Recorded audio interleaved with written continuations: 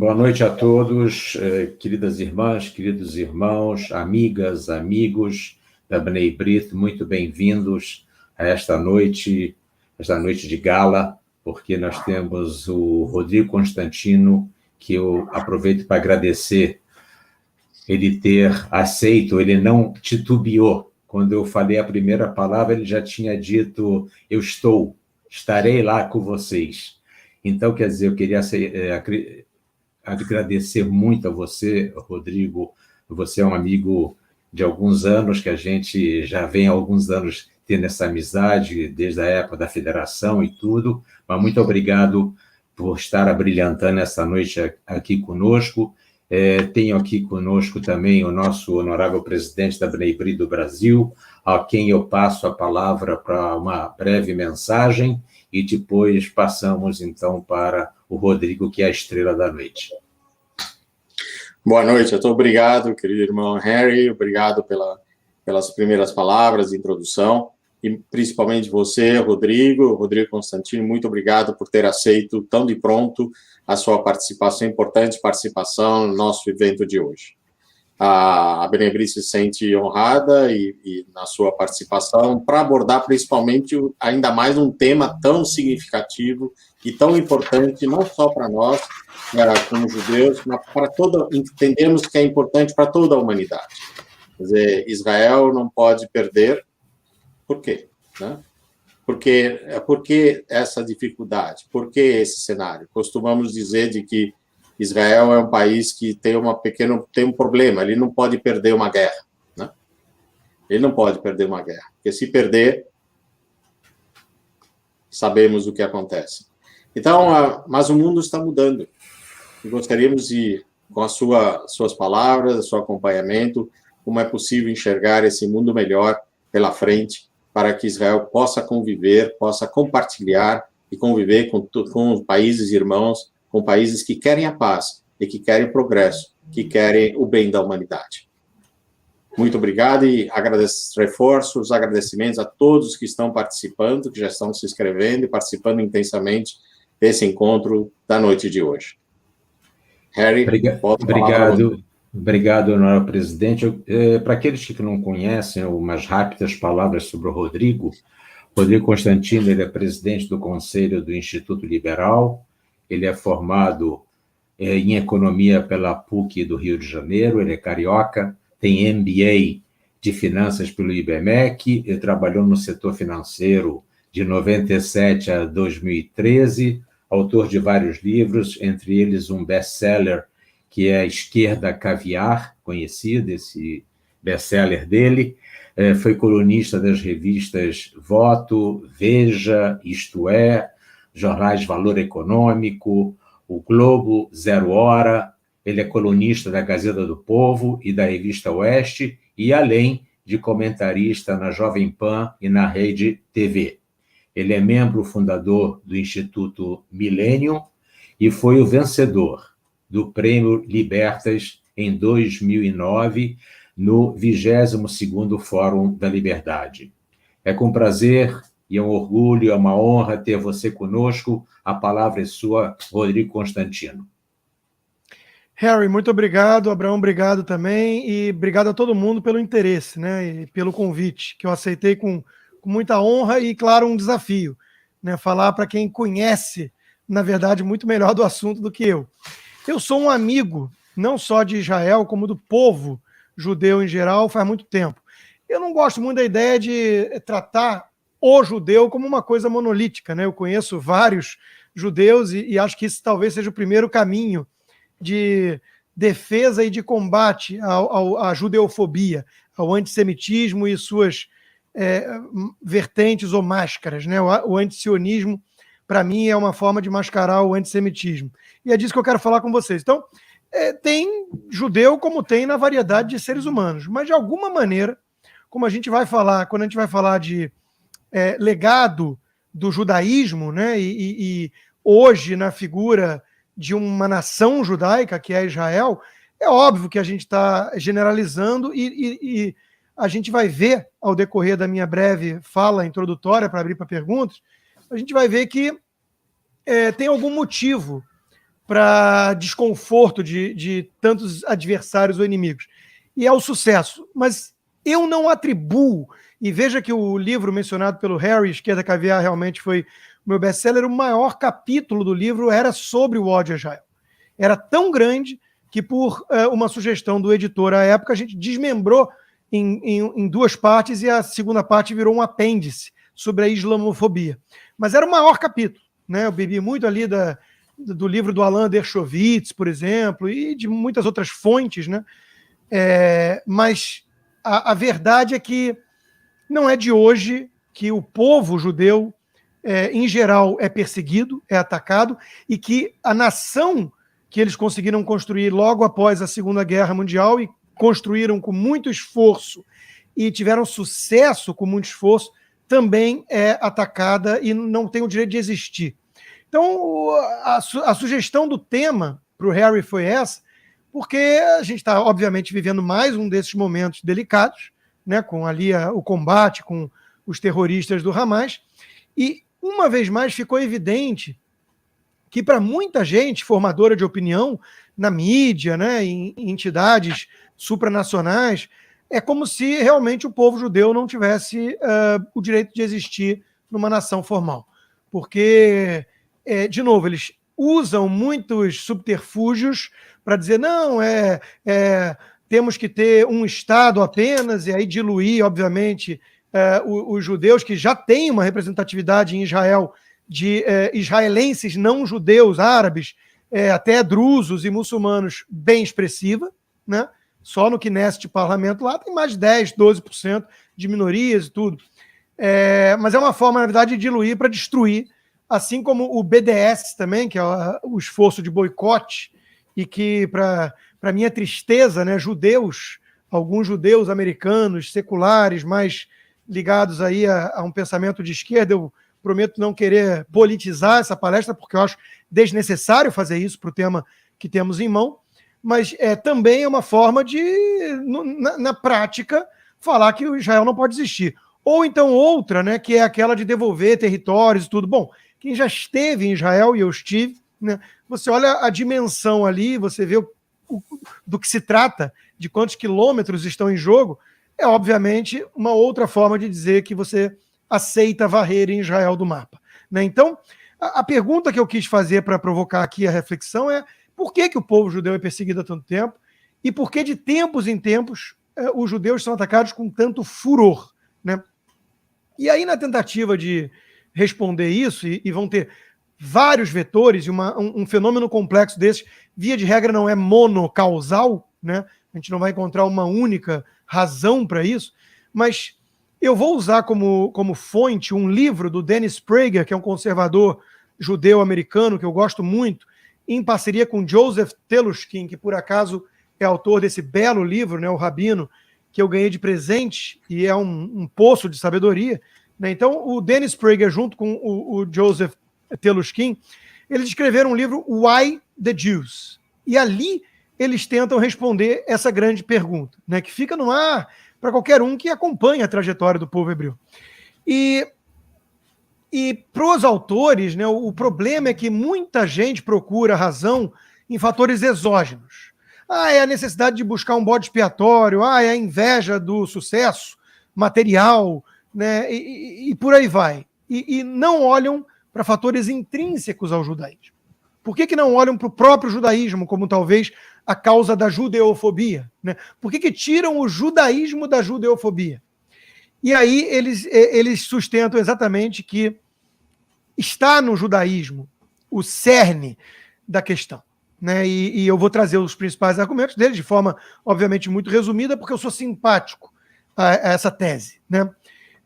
Eles lembram que, ao menos em 3 ocasiões nos últimos 350 anos, surgiram campanhas de aniquilação de todos os judeus, né? A solução final. O nazismo com o Holocausto é a mais óbvia e a mais lembrada e a mais recente, mas antes, massacres no leste europeu em 1648 e 1649 foram na mesma linha, e agora, né, os estados árabes querendo também varrer Israel do mapa, obviamente é uma continuação desse esforço, inclusive com muita parceria à época, ignorada por muitos que não conhecem a história, né? O sobrinho de um desses líderes árabes que fez conluio, estava mancomunado com Hitler, era o que depois tocou lá a organização terrorista também, a OLP, Yasser Arafat, né? E agraciado com um prêmio Nobel, né, da paz.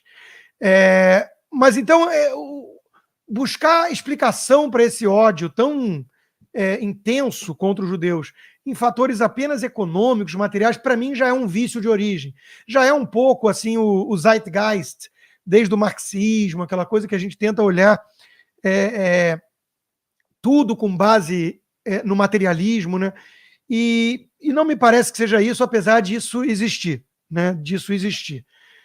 Para eles, né, o grande problema é o seguinte: os judeus afirmam não só a existência de um único Deus para toda a humanidade, mas isso, de certa forma, traz, obviamente, e alguns podem discordar, obviamente, mas implica uma ilegitimidade para outros deuses, né? E isso também é natural em toda religião, ainda mais monoteísta. Além disso, né, eles se consideram, obviamente, o povo escolhido, mas até aí também, de novo, muitas religiões se consideram o povo de Deus, senão abraçariam outra crença, né? Mas isso pode ajudar, de alguma forma, a despertar ressentimento, ainda mais se casar com a questão da afluência, né, do sucesso material. E talvez o principal fator seja a questão do monoteísmo ético, ou seja, e para mim isso é muito importante, né? E é a essência do que eu queria trazer aqui para nossa reflexão conjunta.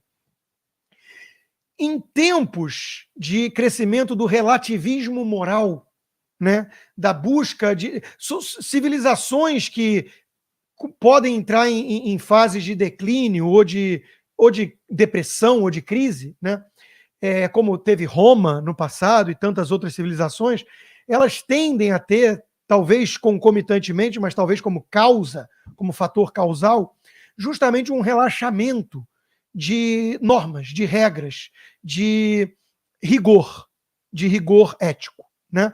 Elas flertam com a permissividade excessiva. E isso muitas vezes é inclusive um resultado da afluência. Então, primeiro vem uma certa abundância e depois as elites acabam relaxando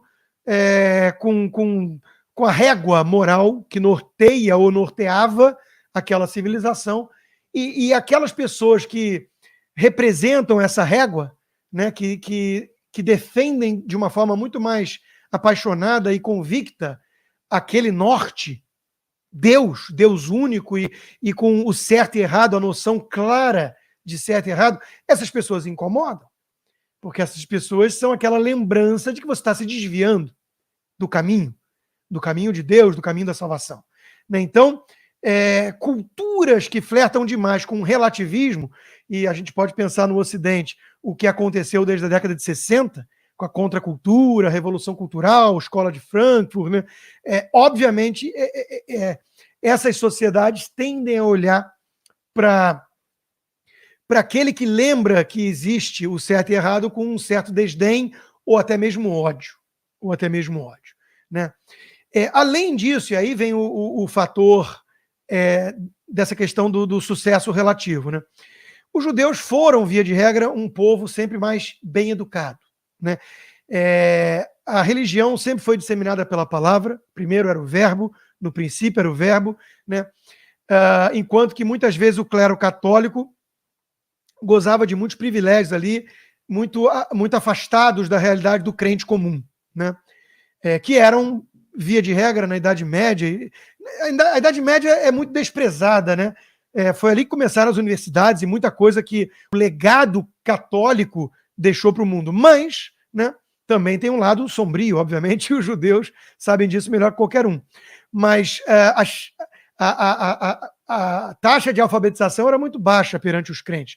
Inclusive a revolução toda com o Lutero e tudo mais, e que veio junto também com a revolução tecnológica, né? Gutenberg, o acesso à leitura, a Bíblia, isso tudo trouxe muita mudança para a civilização ocidental. Mas os judeus, desde muito tempo, desde sempre, eles eram o povo da palavra, transmitida de forma oral, sempre, e depois escrita, né? Mas havia uma taxa de alfabetização sempre muito maior do que a média, né?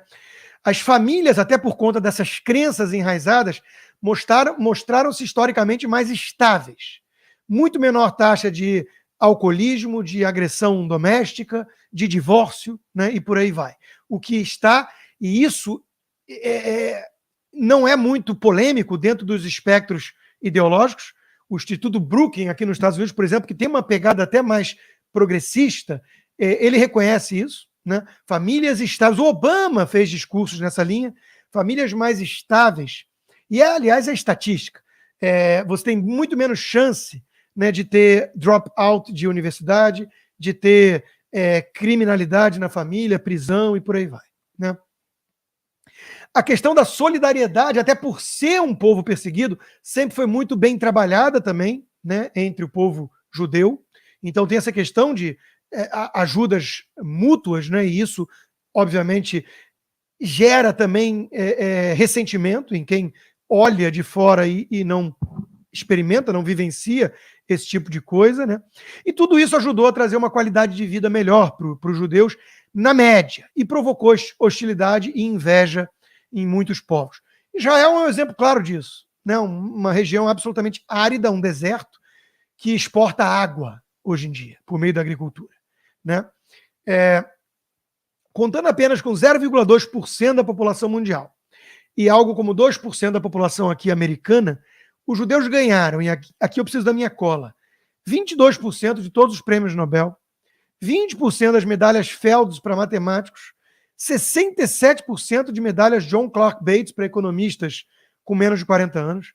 Eles ganharam 38% dos Oscar e para melhor diretor e 20% de Pulitzer Prizes, né, para não ficção, fora 13% de Grammy Lifetime Awards. Isso tudo está em uma nota de rodapé do livro Civilização, do Neil Ferguson, né, que foi escrito em 2011, 10 anos atrás. De lá para cá, a gente sabe que isso deve ter aumentado e muito. Eu não acompanhei a contagem, né? Então, assim, Israel com 8 milhões de habitantes, né, é uma locomotiva mundial hoje em dia, um hub de tecnologia. Você vai em Tel Aviv, é um negócio impressionante. Tem mais empresa listada no Nasdaq do que toda a comunidade europeia junta, cujas principais empresas são, via de regra, empresas de 50 anos de existência, porque não há o mesmo dinamismo no sistema econômico, né? E, diante disso tudo, quem está com acesso aos fatos pode ter dois caminhos bem diferentes. Acreditar numa tese conspiratória, né, os protocolos do Sábio de Sião, os judeus dominam o mundo, os financistas que controlam tudo numa sala escura, ou tentar buscar uma causa mais cultural, né? Claro, pode também querer ir para um caminho mais genético, como foram os arianos ligados a Hitler. Eu acho isso bastante furado e não vejo nenhum judeu seguir por esse caminho. Então, deve estar em alguma coisa cultural. E, obviamente, que é indissociável a cultura judaica da religião, né? E, de novo, eu vou buscar ajuda agora aqui num outro livro, e é curioso porque é um judeu secular. É um judeu secular, um dos mais famosos escritores de Israel, já falecido, né, e que seria colocado no espectro político. Eu quero deixar a política de fora por isso, porque eu estou citando de vários espectros aqui, né? Seria colocado à esquerda, que é o Amos Oz. E ele escreveu um dos últimos livros, se eu não me engano, o último, mas acho que foi um dos últimos livros em vida, que ele escreveu com a sua filha, que é uma historiadora, a Fânia. E ali ele mostra exatamente a importância da Bíblia, da cultura judaica, né, mesmo absorvida pelos seculares, por conta desse entorno da religião, né, que faz toda a diferença do mundo por ter esse conteúdo verbal transmitido de geração em geração, formando uma espécie de contínuo único, né, e que sempre serviu, de alguma forma, como uma cola do tecido social, né, para unir o povo hebreu e transmitir essas características essenciais. Ou seja, estamos falando aqui basicamente da importância da tradição, né? Da importância da tradição. E é interessante porque no judaísmo, as crianças, os adolescentes, já são, por conta dessa cultura, instigados, de alguma maneira, treinados, né, a questionar. O bar mitzvah e tudo mais, o que você está fazendo? Você tem que ter foco nos argumentos. Você está, de alguma maneira, desafiando um mestre. Tudo que o mestre quer é que você tente desafiá-lo com bons argumentos. Não pode ser apelo à autoridade. Né? Eu estou muito acostumado a debater, né? E é impressionante como tem gente que não sabe debater. A gente vê ali todas aquelas falácias ou aqueles estratagemas de heurística, né? Onde o importante é parecer que venceu o debate. Então, apelo à autoridade, monopólio da virtude, desqualificação do adversário, do oponente, rótulos depreciativos. Isso é tudo que um mestre não quer do seu pupilo na cultura judaica. Ele quer a provocação, ele quer o argumento, ele quer testar a sabedoria. Né? Então, tudo isso vem desde muito cedo. Estamos falando de 13 anos de idade, um garoto, né? Que para outras culturas é tratado como uma criança pura. Não, é pura. O judaísmo tem mais realismo embutido na sua cultura. Né? Aliás, o Talmud é uma espécie de manual de sobrevivência, né? Lato sensu. Aliás, eu escutei isso a primeira vez, se eu não me engano, do meu ex-chefe, Paulo Guedes, também um profundo admirador da cultura do judaísmo. Né? Então, de novo, você é encorajado a se erguer, não contra o seu professor, né? Mas tentar, de alguma forma, mostrar que onde ele pode estar errado. E isso faz toda a diferença do mundo. Né? Não há sancta simplicitas em latim, né, para o judaísmo, ou seja, não há essa visão russoniana, né, do bom selvagem, que está na moda, infelizmente, há tanto tempo no Ocidente. Né? Acho que havia uma percepção antes de que é preciso domesticar, civilizar o pequeno bárbaro que chegou à sociedade. Né? É um livro que eu gosto muito do William Golding, inclusive, né? Do Senhor das Moscas. Né? É um livro que com muito realismo, mostra o que acontece numa ilha onde só ficam as crianças após um acidente. E ali surge algo muito parecido com as sociedades dos adultos. Porque, sim, as paixões humanas também exercem influência sobre as crianças. Né? Então, essa noção de que nós temos que pegar os pequenos bárbaros e civilizá-los, isso está muito presente na cultura judaica. Né? E que exige a curiosidade, exige a leitura, né? Exige o conhecimento e a sabedoria. Então, tudo isso eu acho que faz e fez muita diferença em relação a essa estabilidade, a esse sucesso relativo dos judeus e que gera, somando ao primeiro fator que eu trouxe, que é aquela régua moral, né, um tanto inelástica, um tanto rígida, né, gera tanto ressentimento e desconforto. Ainda mais em épocas ou em sociedades decadentes. Né? Voltando para o livro do Dennis Prager com o Teluskin, né, é nessa origem do judaísmo que eles veem a principal causa da judeofobia, né, e representando, então, uma certa ameaça a essas crenças alheias, né, difundidas, acima de tudo, o relativismo moral em voga, né, os seus adversários precisam, de alguma maneira, eliminar, varrer os judeus do mapa. Porque somente aí você destruiu a régua. Somente aí, se Deus está morto, tudo é permitido, como dizia Dostoiévski. Então é preciso matar esse Deus. Né? E talvez o anúncio da morte de Deus por Nietzsche foi um tanto precipitada, como ironizou Mark Twain sobre a sua própria notícia da sua própria morte. Né? Então, Deus não morreu. Né? O conceito de monoteísmo ético, o conceito de que existe o certo e errado, e que, chafurdando na nossa própria consciência, a gente sabe disso no fundo, né? Isso incomoda muita gente que quer se revoltar contra a existência disso. Né? Então, eu sou simpático com essa tese, e, de novo, como eu disse, são muitos fatores em conjunto. Então, não dá para olhar para uma coisa só e querer explicar algo complexo. Mas eu acho que é um bom ponto de partida. Você junta isso com um sucesso relativo, ainda mais no Oriente Médio de hoje, onde do lado tem estados fracassados, sheiks e ayatolás com poderes totalitários, enquanto que o povo vive numa desgraça danada, né? E passando por uma lavagem cerebral de que o grande culpado disso tudo, o grande Satã, é Israel. Então, tudo isso, obviamente, é um coquetel, né, explosivo em relação a como esses povos vão lidar com os judeus. Eu tive a oportunidade de conversar com um professor de uma universidade em Israel, de um kibbutz, mora num kibbutz, inclusive perto dos inimigos, né, de Israel, e ele praticava comércio no seu kibbutz com os palestinos. E esse palestino, uma certa vez, disse para ele, assim, se eu tivesse a oportunidade, eu te mataria. Né? Mas você me conhece, né? Você sabe quem eu sou, nós praticamos comércio, mas não importa. Né? Então, é realmente uma doutrinação, uma lavagem cerebral de um fanaticismo que basta ler O Filho de Hamas, né? Um livro imperdível, escrito por um filho de um fundador do Hamas, para ter noção do que é isso. Né? Então, esse duplo padrão que a gente vê na mídia, que a gente vê até na ONU, tudo isso salta aos olhos. Né? Quer dizer, não estão querendo conceder a Israel o direito de se defender.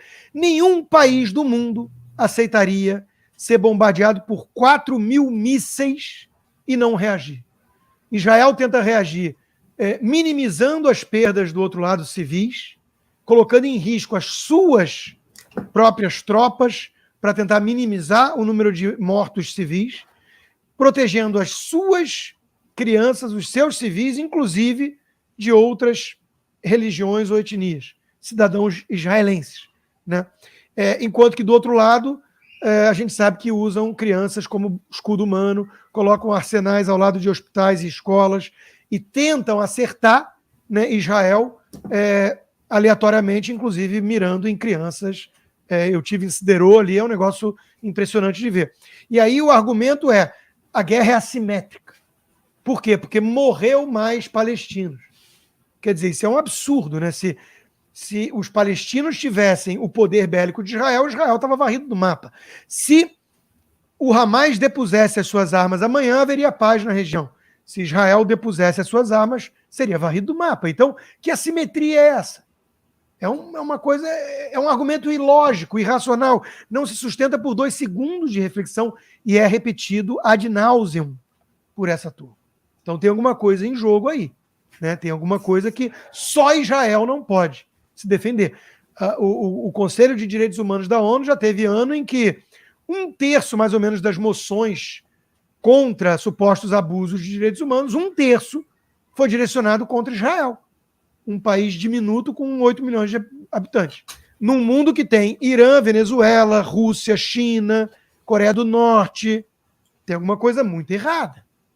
E aí pode ter influência de petrodólar, mas tem também essa coisa que é a ausência da clareza moral. E para mim isso é o principal. Qual é o grande legado que eu vejo do Ronald Reagan em relação à geopolítica? Bom, ele foi o grande artífice da queda do Muro de Berlim. Né? Era a clareza moral, que para muitos dos seus detratores era chamado de beligerância irresponsável, um cowboy idiota, simplista. E ele falava, império do mal. União Soviética, império do mal. Existe o lado do bem, existe o lado do mal. Clareza moral. Nós precisamos resgatar isso. Nós precisamos entender que Israel está combatendo inimigos que, de alguma forma, desejam o mal para todos os judeus. Não são todos os árabes, não são todos os palestinos, por óbvio. O povo palestino é vítima das suas lideranças terroristas. Agora, também não podemos aqui guardar esperanças ingênuas. Em muitas pesquisas, inclusive com muçulmanos, por exemplo, que vivem na Europa, há um número espantoso de apoio à Sharia, à lei islâmica. É uma coisa preocupante. Então, assim, a democracia nem sempre vai, nesse aspecto, trazer resposta definitiva, porque a democracia pode levar ao poder, é mais raro, mas pode levar ao poder radicais. O Hitler foi chancelado no poder em 1933, antes de dar um golpe interno. Então, é preciso tomar algum cuidado com isso, né? Mas, bom, em suma, né, para eu passar para as perguntas e tentar manter aqui o meu tempo sugerido. Ao se diferenciar como um povo, né, que toma uma postura diferente, né, de escolhido, e isso tudo gera também uma questão de superação em relação a todos os obstáculos, e que não foram poucos, obviamente, né, na vida. Ao acreditar nesse mandamento superior, e que isso muitas vezes entra em confronto com a lei secular, a César o que é de César, mas que no frigir dos ovos o judeu mais ortodoxo, acima de tudo, ele vai respeitar a lei divina. E isso vai colocá-lo, muitas vezes, em confronto com leis absurdas, com leis seculares paridas por sociedades que flertaram ou já se entregaram ao relativismo. Então, tudo isso incomoda. Tanto é verdade que os autores lembram que os judeus assimilados eram deixados em paz, de certa forma. Então, veja que, se ele se convertesse ao cristianismo, ao islamismo, ele era aceito, talvez como cidadão de segunda classe, mas aceito. Então, o problema para esses autores era o judaísmo, era o judeu se manter fiel ao seu Deus, e isso gerar esse conflito, esse problema com essas sociedades seculares. Por que isso interessa a todo mundo e não apenas aos judeus? Porque eu acabei de falar, clareza moral, é o canário da mina. Sociedades que estão flertando com o totalitarismo, que estão flertando com o relativismo moral excessivo, elas miram nos judeus por vários motivos, dentre eles os que eu citei, por ser um grupo mais identificável, minoritário, e começam por ali a perseguição. Mas é aquele alerta do pastor Niemöller na Alemanha. Né? Primeiro vieram pegar os comunistas, eu não era comunista, não reclamei, depois vieram pegar os sindicalistas, depois... Aí quando vieram me pegar não tinha mais ninguém para ouvir meu grito. Né? Então, assim, é o canário da mina. É o alerta de que está começando a faltar oxigênio. É o alerta de que tem alguma coisa que deu errado. Então, mesmo quem não consegue ter empatia pelo ser humano, pelo próximo, mesmo quem não liga e fala, mas isso é coisa dos judeus, por pragmatismo, esse sujeito deveria estar atento ao que está acontecendo. E deveria estar apontando para isso e defendendo o povo judeu, o direito de Israel existir e condenando o antissemitismo. E não basta não ser antissemita. Tem que ser anti-antissemita. E antissemita inclui, na minha opinião, o antisionismo, que é uma máscara que muita gente encontrou para poder dar vazão ao seu ódio, no fundo, aos judeus, a judeofobia. Né? Então, posso entrar depois em detalhes, se alguém quiser, questões mais políticas. Eu entendo que estamos num caminho perigoso. Né? Uma das primeiras medidas do governo novo Joe Biden foi achar que compra a paz, né? Então manda recursos para o Hamas, como Obama fez com o Irã. Isso não dá certo, na minha opinião. Isso é uma estratégia geopolítica equivocada. Né? Então podemos entrar nesses aspectos, mas o grosso da mensagem que eu queria trazer aqui é isso. E tem uma narrativa, só para fechar, que ajuda nos antissemitas, que é uma coisa muito atávica ao ser humano, que é Davi e Golias. Que é quando você vê um documentário desse da National Geographic, o leão perseguindo a gazela, você quase toma um partido natural da gazela, você torce para que ela consiga fugir. E que o marxismo soube explorar também com a ideia do oprimido e do opressor, com a luta de classes.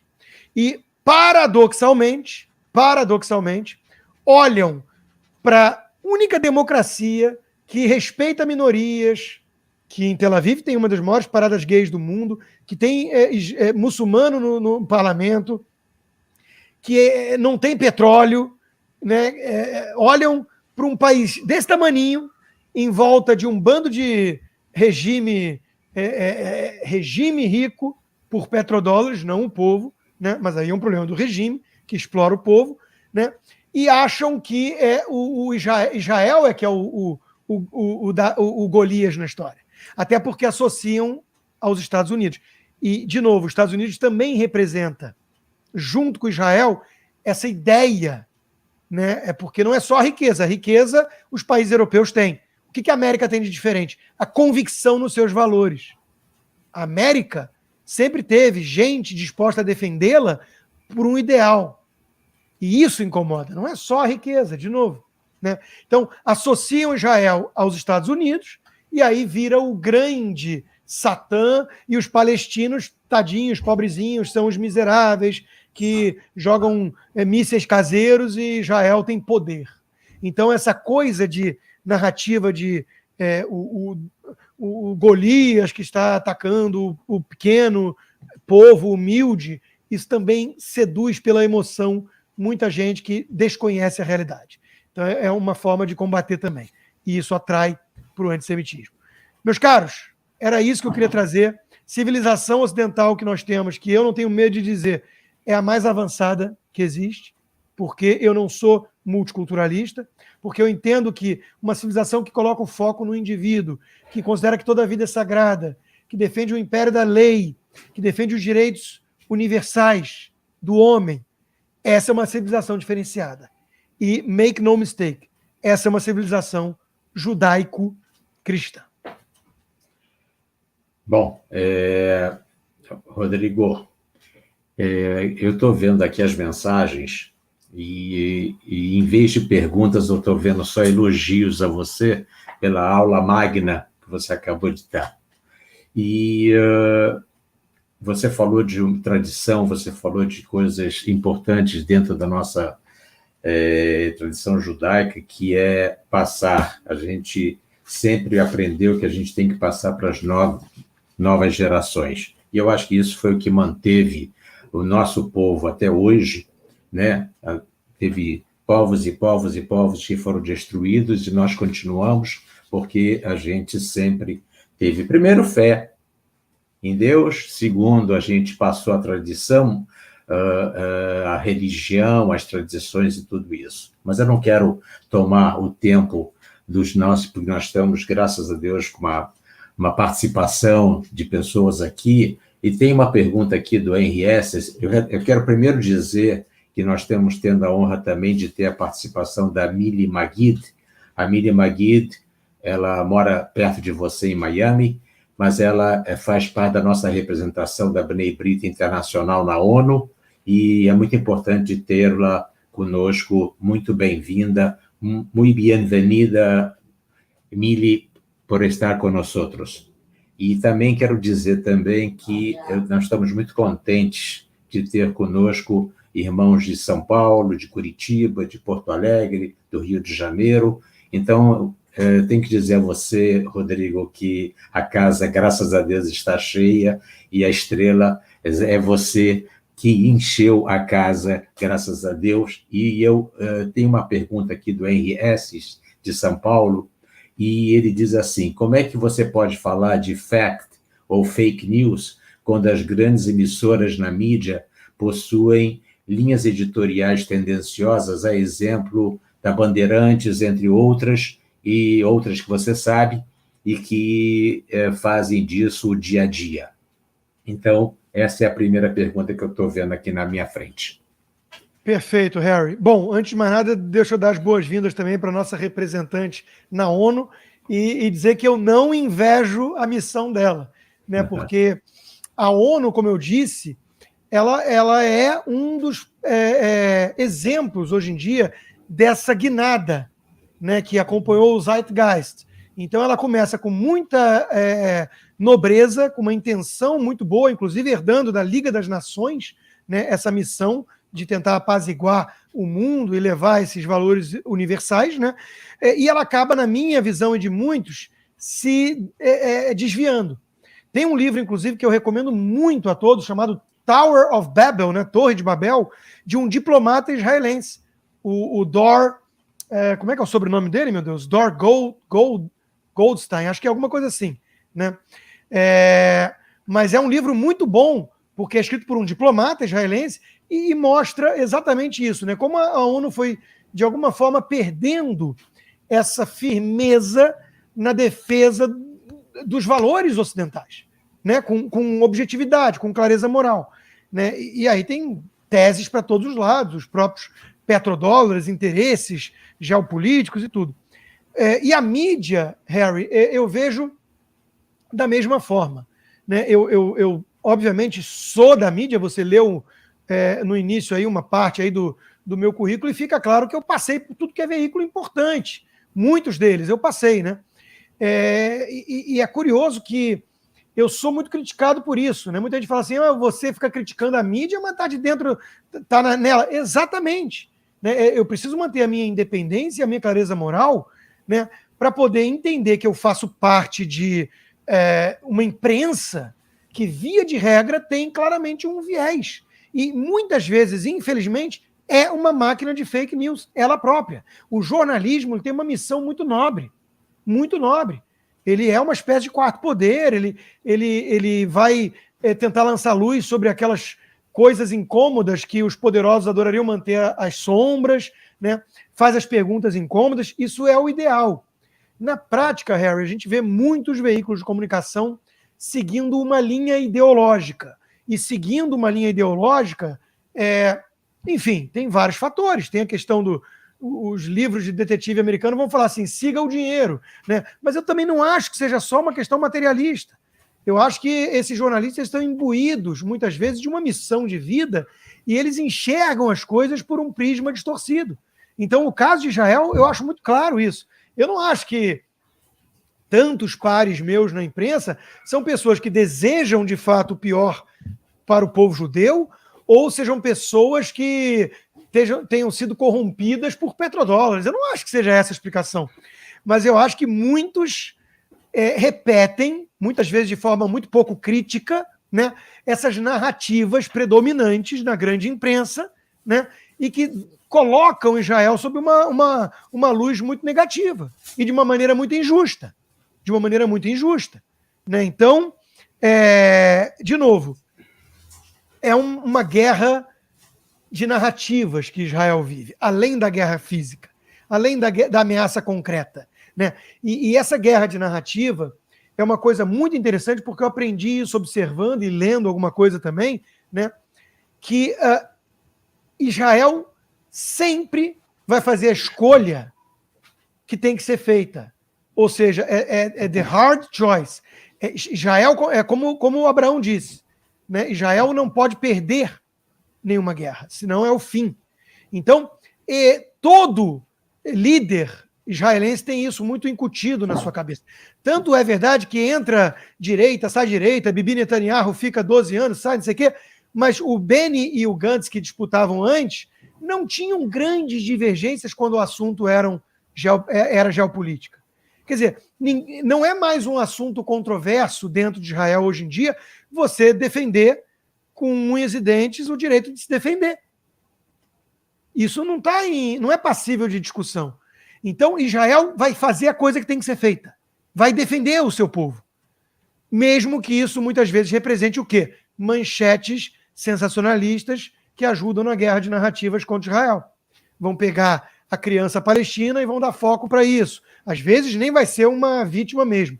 Às vezes vai ser um que toca uma sirene, levanta e sai correndo. É o milagre da ressuscitação, né, de cadáveres. Então, às vezes vai ser uma coisa fake, uma montagem, uma encenação. Mas, via de regra, vai ter baixa civil, porque é inevitável. E aí vão explorar isso. Israel sabe.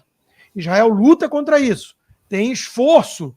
Né? Eu fui um desses. Eu fui convidado por uma ONG, Face of Israel, que me levou para lá e junto com outros 7 jornalistas para conhecer. Então, existe um esforço de reverter o estrago da guerra de narrativas. Mas entre a guerra de narrativas e proteger a população, Israel vai sempre fazer a coisa certa. E isso, para mim, é muito importante, porque é exatamente como eu vejo a minha luta. Eu me desgasto, eu sou cancelado, meus pares me desprezam na mídia, mas eu vou defender o que eu enxergo como certo, porque é eu comigo mesmo, é minha consciência. Então não tem alternativa. E por isso eu aplaudo tanto a coragem e essa convicção moral do povo de Israel. Rodrigo, bom, obrigado. E como é que você vê essa aproximação que foi feita no governo Bibi Netanyahu com países árabes, com os Emirados Árabes Unidos, com Bahrein, que foi uma coisa assim que a gente olha hoje positivamente. Hoje mesmo eu vi os acordos sendo assinados com os Emirados Árabes Unidos. Como é que você vê essa aproximação? Muito, muito bons olhos e acordos históricos, né?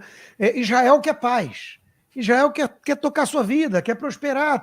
É um país de classe média alta, tem problemas, claro. Então, Israel quer paz. Como é que um país aguenta ficar gastando 15% do PIB em segurança? Não é insustentável, mas custa muito caro.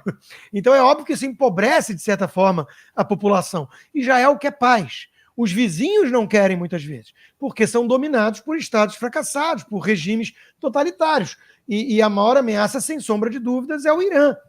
E aí é que eu vejo esses acordos de paz como uma consequência inevitável de um equívoco da gestão do Obama. O Obama tentou ir por um caminho que é muito a crença dos democratas aqui nos Estados Unidos e que é legítimo dentro da discussão. É legítimo. É uma crença que eu reputo como um pouco mais ingênua, mas é legítimo e talvez seja complementar à minha. Porque eu acredito muito, quem gosta de filme americano sabe, né? A figura do good cop e bad cop. Então a diplomacia dos sticks and carrots. É fundamental você acenar com um afago, ao mesmo tempo que você tem a ameaça de ação, né, enérgica. Então, o Obama é o afago. O Obama é aquele que tentou a conversa, né? O chá das 5. Então, ele realmente fez um acordo que muitos aqui criticaram nos Estados Unidos, considerado de pai para filho, com o regime iraniano.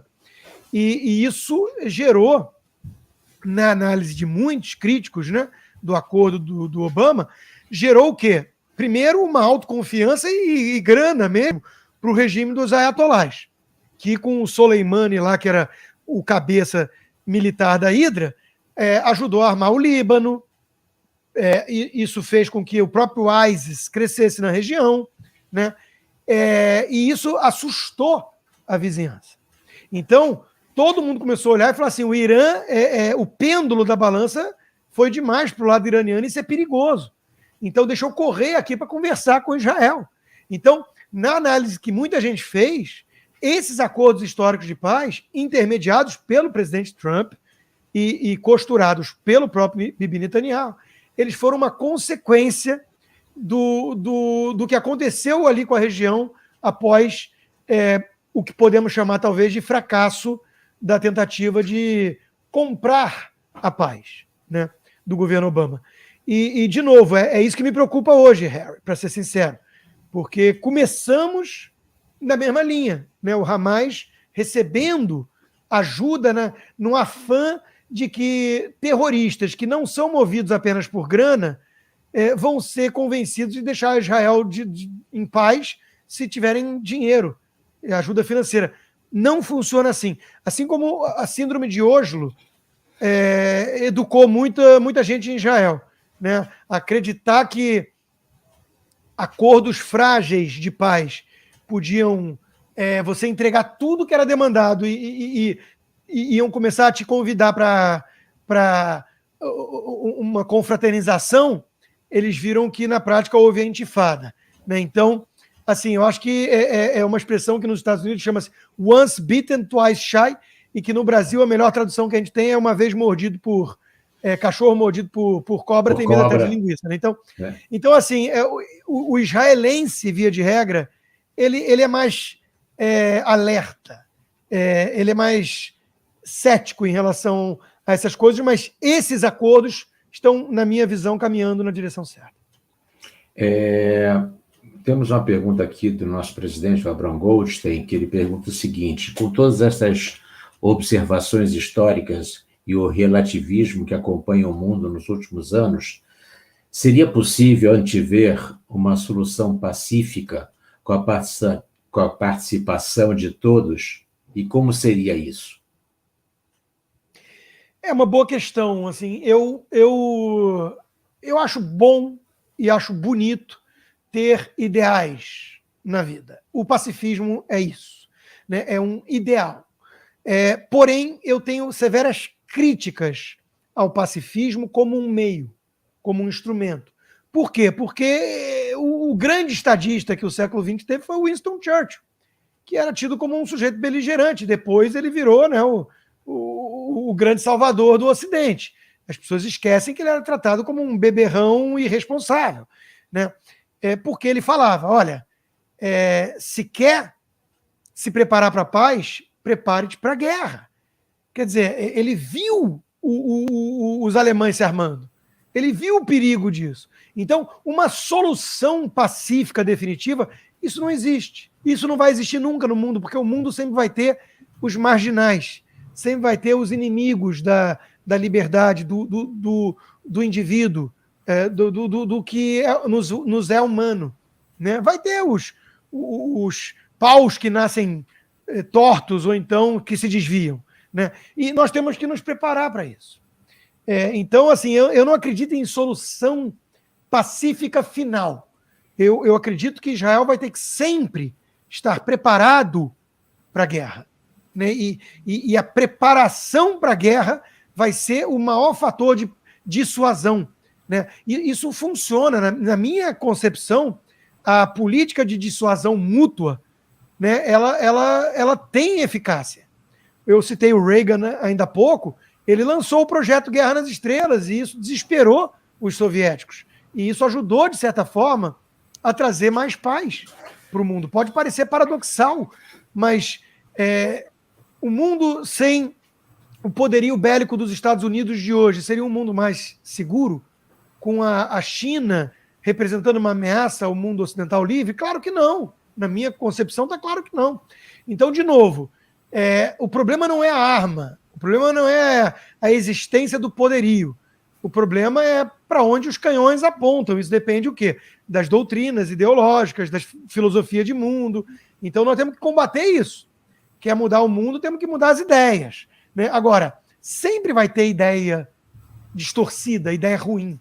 Né? Eu não consigo acreditar num mundo que superou esses obstáculos para o convívio humano em sociedade com pessoas tão diversas. Né? Seria maravilhoso imaginar que tudo pode ser uma troca voluntária, pacífica, mutuamente benéfica, mas a prática...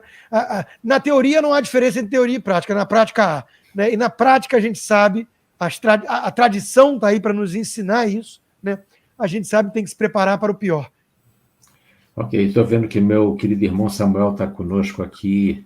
Samuel, você queria fazer alguma pergunta, Samuel? Eu queria primeiro parabenizar o Rodrigo. Eu sou seu fã há, 15 anos, 20 anos que você está na mídia, desde que você escrevia aqueles artigos muito bacanas na Veja, e sempre gostei de exatamente você traduzir em palavras o que você pensa, não importava quais fossem as consequências. Então, eu te respeito por causa disso. São muito poucos os na mídia que têm essa coragem. Achei a tua palestra muito interessante, extremamente lógica e baseada. Mas o comentário, que é a pergunta de $1 bilhão, que é exatamente isso, por que vocês são perseguidos há séculos? Eu li um livro, eu não me lembro o nome do autor, um livro francês sobre o antissemitismo. Eram umas 450 páginas. Quando eu terminei de ler o livro, eu olhei para mim e disse assim, eu não acredito que eu estou aqui, porque é inacreditável a sobrevivência do povo. É alguma coisa assim realmente extraordinária. As razões eu mesmo analiso e reanaliso, acompanhei todas as tuas razões, e elas são muito lógicas. A única coisa que talvez você não tenha tocado é numa parte do imponderável do antissemitismo, e que ela se reflete muito mais sobre os judeus que praticam, que são judeus, menos do que em pessoas como você, que é um jornalista e analisa os fatos. só para te dar um exemplo, eu estava visitando umas sinagogas em Veneza e eu perguntei à guia sobre os judeus, qualquer coisa, e ela disse assim, não, nós toleramos bem os judeus. Mas ela usou a expressão toleramos. Eu, inclusive, chamei a atenção dela. E a gente, durante a vida, sente muito essas coisas que não tem razão para ser. Porque eu, viajando no interior da Espanha, que é um dos países mais antissemitas do mundo, e 90% dos espanhóis nunca viram um judeu. E provavelmente 50% nunca leram um livro sobre algum judeu. Eu tenho uma tese que às vezes as pessoas dizem, mas não é assim, que você não mencionou, que foi o antissemitismo ao longo dos séculos pela Igreja Católica. O deicídio até hoje funciona e pesa. Então, isso eram algumas coisas. Não entendo, na Califórnia, os judeus que são perseguidos na universidade e já chegaram ao ponto de não dizer que são judeus, isso numa universidade americana na Califórnia, para não serem perseguidos. Eu conheci uma advogada inglesa cuja profissão era defender judeus que eram atacados pelos antissemitas nas universidades inglesas. Ela esteve aqui no Rio, fez uma palestra. Quer dizer, aqui há inúmeros fatos que a maior parte das pessoas desconhece. Quando eu falei que tinha esse tipo de antissemitismo nas universidades na Califórnia, as pessoas, mesmo judeus, não têm a menor ideia. Aliás, eu achei também muito importante a tua palestra, porque deve ter esclarecido a muitos judeus inúmeras razões porque o povo é perseguido e que nem eles sabem. Então, nesse ponto foi muito interessante. Ok. Isso aí eram alguns comentários. Eu queria só que você pudesse falar alguma coisa sobre a questão do Irã, porque há várias interpretações para a agressividade do Irã em cima de Israel. Então, queria ver a tua opinião. Perfeito, Samuel. Bom, em primeiro lugar, é isso aí. O antissemitismo ele é forte. Aqui nos Estados Unidos, Nova York tem casos. O Ben Shapiro, que é um pensador liberal conservador, aliás, eu me identifico muito com as ideias dele. Acho que a gente é muito parecido em muita coisa. E o Ben Shapiro, ele em 2016, se eu não me engano, ou alguma coisa assim, foi feito um levantamento, ele foi a pessoa mais ameaçada nos Estados Unidos por supremacistas brancos. O quão absurdo é ele ser jogado no hall dos supremacistas brancos, porque associa a direita, extrema-direita, é uma baboseira. Né? Então, assim, o antissemitismo é grande aqui, e no Brasil tem crescido e tem casos. Né? Então, assim, e a mídia sempre trata com o velho duplo padrão. É uma minoria perseguida, mas, de repente, é uma minoria que não é relevante, né? Não merece a mesma vitimização que tanta minoria por aí acaba sendo vitimizada. O catolicismo é um fator.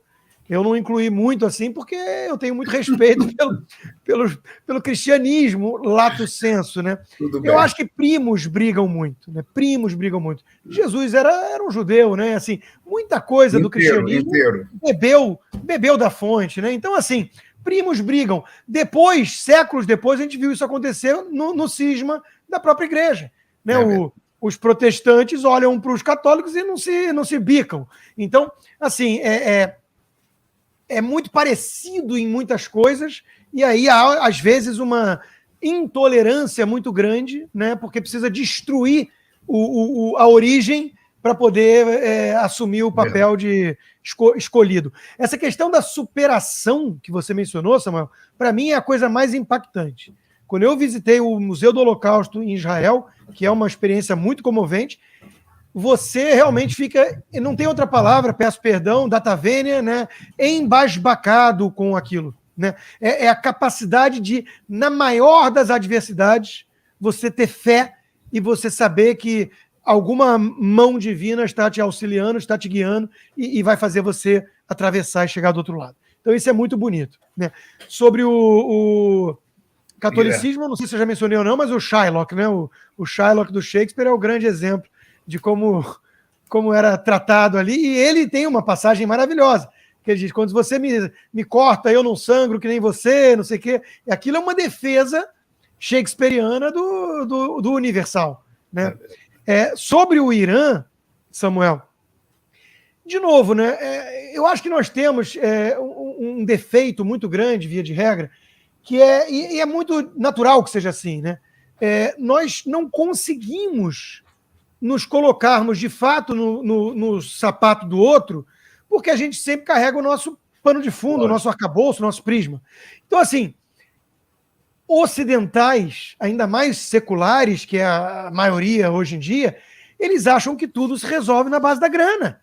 Então, assim, de novo, para quem só tem um martelo, tudo se parece prego. Então, eles olham assim e falam, o Irã, né? O problema do Irã, não, o Irã, aí vão começar a querer achar um monte de coisa. Que tal a gente concluir que o problema do Irã é o fanatismo religioso? Nós temos um regime dos ayatolás que tomou o poder numa revolução, que eu condeno muito a postura pusilânime até do Jimmy Carter, né, do democrata, à época, e ali a Revolução Iraniana ganhou corpo e cá entre nós, não consigo colocar de outra forma, com muita clareza, né, moral, malucos assumiram o poder. Nós estamos lidando com um regime de fanáticos. De fanáticos. Armados. Né? Então, assim, o Irã é uma grande ameaça enquanto o regime for liderado pelos ayatolás. Ponto. Não dá para achar nada diferente. Ok. Eu tenho mais perguntas aqui, querido irmão Samuel. Está conosco aqui um dos líderes da comunidade judaica brasileira, o Jeremy Blay, e ele está perguntando aqui a você, Rodrigo, por que a esquerda mundial ela se associa tão fortemente ao antissemitismo e qual é a tua visão sobre isso? Bom, Harry, eu até agradeço a oportunidade, que eu tinha até combinado, falei por alto com você, falei, não, vamos deixar a política de fora disso, mas já mencionei várias vezes aqui, Churchill, Reagan de forma positiva, Obama, Carter e Biden não tão assim. Então vamos lá, né? Para mim é um paradoxo, porque, veja, existem muitos judeus associados, por exemplo, ao comunismo. Na Rússia teve perseguição e tudo, então isso aí também não é nenhuma novidade histórica. Agora, hoje em dia, Harry, você pega os judeus de Nova York, que é uma das maiores comunidades do mundo, em peso democrata, em peso votam democrata. Só que aí você vai ver, na prática, o que está acontecendo com o partido hoje, né? Há uma espécie de revolução silenciosa.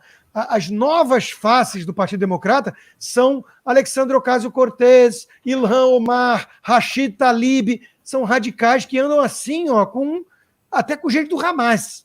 A Ilhan Omar chegou a falar assim, o que foi o 11 de setembro? Aconteceu uma coisa lá que algumas pessoas fizeram. Foi como ela descreveu o 11 de setembro. Então, há uma radicalização do Partido Democrata, uma revolução interna, e esses democratas judeus, principalmente de locais muito progressistas, como Nova York e Califórnia, eles não estão se dando conta disso. E eles não estão entendendo que os melhores amigos de Israel, pelo menos na retórica, na defesa pública, passaram a ser os conservadores. O Dennis Prager, que eu mencionei. No Brasil, por exemplo, quem são? É a comunidade evangélica.